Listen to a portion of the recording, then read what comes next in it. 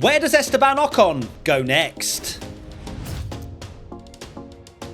Sirens are going off in the 2025 F1 driver market, and that is because Alpine have sent Esteban Ocon for a home run, although it does seem like it's a mutual thing. That's what they're delivering as messaging, but it's just a little bit too convenient, isn't it, to announce this after Monaco? Lots of things to discuss. Tom Bellingham, or should I call you Tommy Bearded Bellingham? My God, we are seeing the fluff on your face come out like no tomorrow, and we love to see it. Yeah, the Ocon thing is just, the timing seems just too coincidental, like you say. It makes me think that, is this the punishment that we all knew it was kind of going to happen anyway, and they'd almost kind of agreed to it? But normally in Formula One now, we see the teams like to sort of let their driver that they're replacing confirm their options and then make an announcement.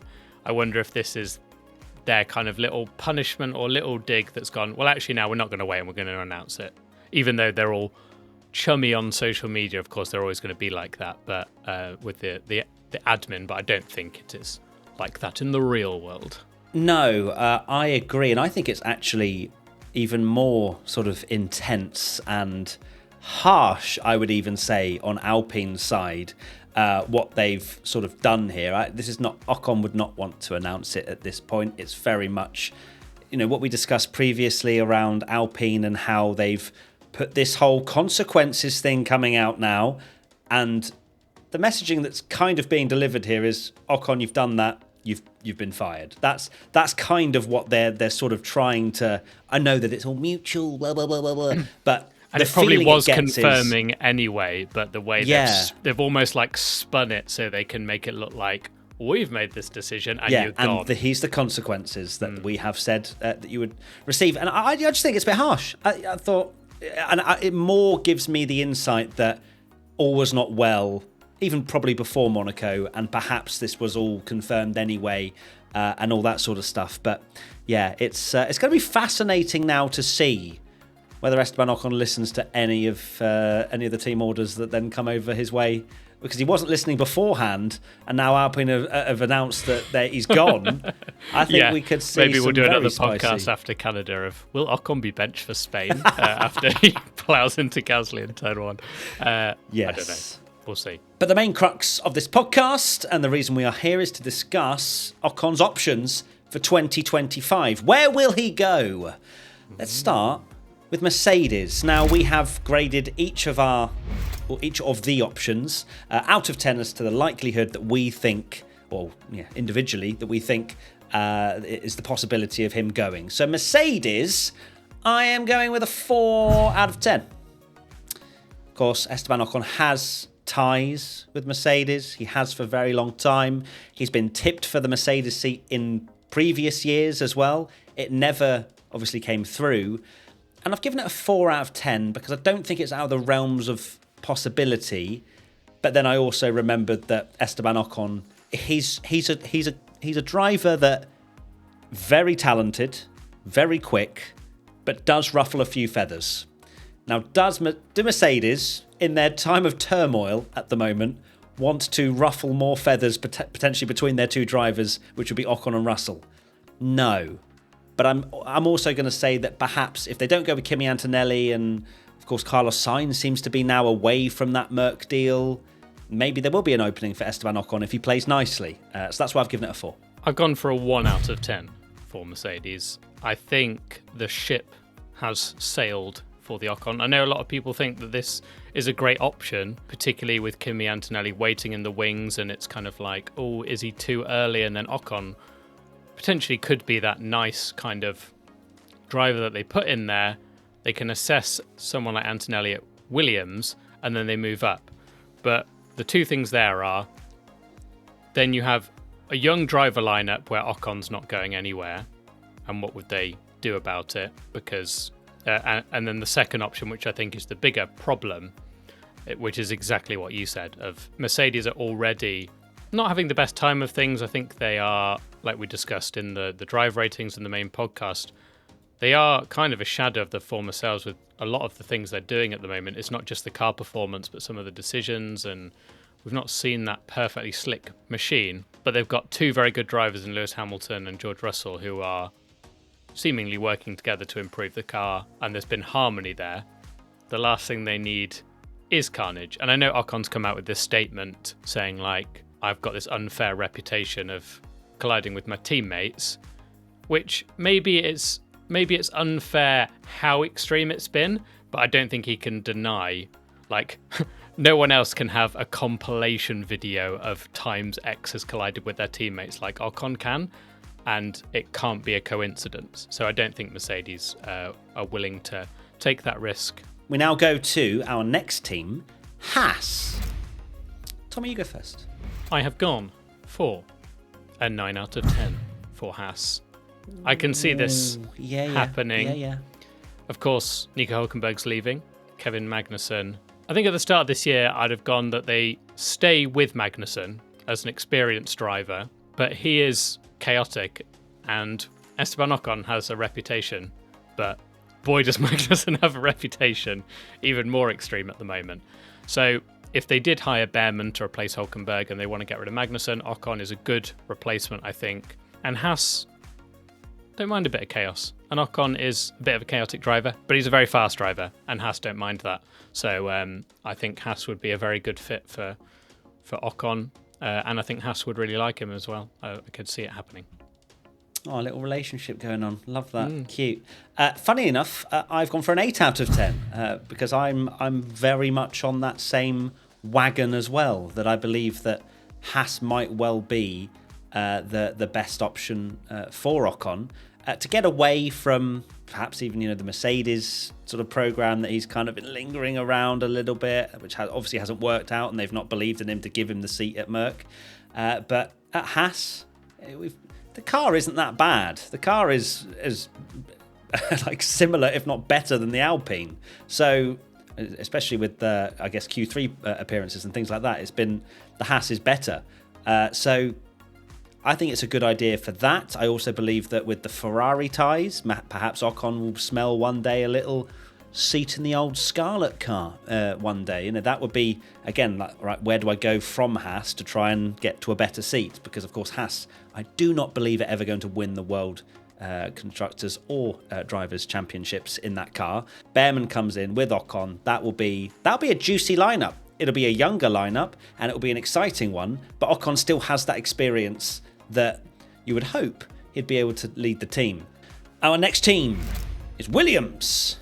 I've gone for a 6 out of 10 for Williams. Now, I know I said get rid of the Merc ties. I know that Williams have a Mercedes engine, but also it might be that he just believes in Daddy Vowels. I don't know why I've just said Daddy Vowels, because I only say that on Twitch live streams, but James Vowels. He might sell Ocon the Dream, Ocon and Albon. That could also be nuclear. But I would be here to watch it. And did Williams genuinely want to move forward? Yes, but they need to have two very good drivers, not just one. Of course, Logan's going to be gone. That is signed, sealed, delivered. Thank you very much. Take care. And Williams, again, they're in this 5-year plan or whatever it might be. With James Vowles at the helm, could be one to believe in. I have gone for, and I've just changed it again. I've gone for a 4 out of 10 for Williams. What did you change it from? Only a 3, but I was a little bit more convinced that it's not out the question. But one thing I will say that we are, just to like a little bit off topic, and one thing that we discussed before we started was these are really difficult to rate, because the only thing that I know, and we'll do our 2025 predictions at some point, is my goodness me, this is the most chaotic, silly season ever, because it really does feel like anyone could go anywhere. And Alpine were a team that when Hamilton announced that he was going to Ferrari and we thought everything's going to change, I would have locked in like a 9 out of 10 that Ocon and Gasly would still stay, maybe even a 10. I think that was the one driver lineup you thought, well, they're going to be locked in, it's fine. And now that's changing as well, just to add more chaos. But Williams, I don't see it's like an impossible thing. I've got my sights set on who I think would go there alongside Albon, which we'll get into maybe in the 2025 prediction thing. But even if they didn't go with that driver, they would put like an Antonelli and a young driver in to kind of assess him at Mercedes. We now go to our next team, which is Stake, Tom Bellingham. I have gone for a 3 out of 10 for Stake. So not completely impossible. And what I was going to say is that Ocon now has the unfortunate thing where he is going to be competing with Carlos Sainz for these spare seats because they are getting less and less. I think there's a surprising amount of options are going now. And you would think that Formula One teams, you take money aside, Ocon is a brilliant driver. I think he is actually quite underrated and he's a very fast driver. But given the option of Carlos Sainz or Esteban Ocon with these teams, I think people, like 9 times out of 10, a lot of teams are going to choose Carlos, aren't they, because of how well he's done. But then there's part of me that thinks if Sainz is messing Stake around and taking really long with his decision, does Ocon swoop in there and go, look, I'll sign tomorrow. I need a seat. Get the pen and paper out. I'll do the job. We shall see. I've gone for a 1 out of 10. I can't see it. Just in my mind's eye, I just don't. And some of this is based purely on vibes. Just pure, as you say, like that. It is complete and utter mystery what is going to happen with the rest of this driver lineup for 2025. But I just don't see it. Does Ocon fancy his chances up against Hülkenberg when it then turns to Audi? And of course, Audi will be loving their German driver and cherishing Nico Hülkenberg and all that sort of stuff. And will he want to go up against that sort of thing? I don't know. I can't see it. I think that there are better opportunities for him to, especially at Haas, I think, to be able to take over there, be the team leader, and really sort of move forward. So I can't see, the Stake option for Ocon, but we will see. And finally, no seat. How Ouch. much of a probability is it that he does not have a seat for 2025? Let's not forget, he has had another time where he has not had a seat for a year in Formula One. I am going to go for a 0 out of 10. It's not happening. He's going to be on the grid. I know that lots of people joke about it, or some are very serious. There are a lot of Ocon haters on social media, and I think it's very misplaced.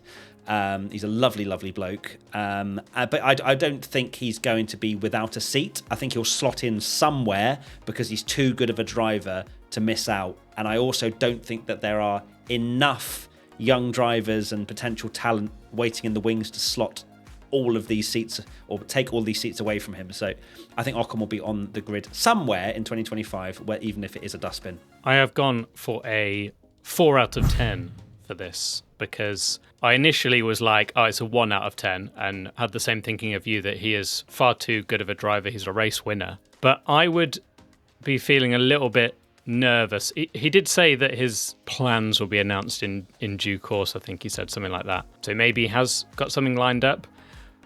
But maybe it's just the way the driver market is that I would be sweating if I was out of a seat now, because there are a lot of seats confirmed. I know there's loads of options, but Visa Cash App's not an option because it's Red Bull. 1 seat at Mercedes have already said is impossible. If Haas do decide to go for something a bit different or take like Yuki Tsunoda over or something, like there's so many options at the moment, and it does feel like Ocon, I don't think it's going to happen, which is why I've given it a 4, but I'm not saying it's completely no chance, because the seats are running out, and there's a driver that they need to accommodate in Antonelli, Ollie Behrman, and then all these seats are closing up. Sainz needs to go somewhere, and then you're running out of options, and it might be the case where, yeah, his only option is Haas, but it also might be that his only option is nothing. I love how we say about Haas, and we sort of over the last few years, that'll be the 10th pick. Haas probably a bit higher for some drivers' choices than perhaps Williams and Stake. Yeah, there's even rumours now that like Tsunoda might just take a punt on Haas just to get out of the Red Bull driver program because he doesn't feel like he's ever being promoted. Yuki's going Alpine to get back to the Gasly Tsunoda loved. Oh, it's 100, but that's going to happen now. I can see it. Like Alpine have seen the chaos and the toxic relationship that's going on between Gasly and Ocon and went, why don't we just have the opposite? Like a harmonious little brotherly love that Tsunoda and Gasly have. I see it. Maybe. Although, imagine if they fell out. then it'd be like, Alpine, maybe it's you. Like a heart rate. Yeah, maybe it is. Okay, well, that pretty much sums up the options that are logically available for Esteban Ocon. Now, if you are wondering who we believe is going to go to Alpine to fill in Ocon's slot, then we have actually rebranded our second channel, which was Wheel Knowledge, to P1 Extra, where we are going to be doing much more extra content, stuff that you love from P1, but just on another channel, some bits and bobs. We throw it up, see if you love it. So yes, that chat will be over there. So go and subscribe and check it out. And the link will be in the description. And that is it. See you very soon. Lots of love. Bye. Bye.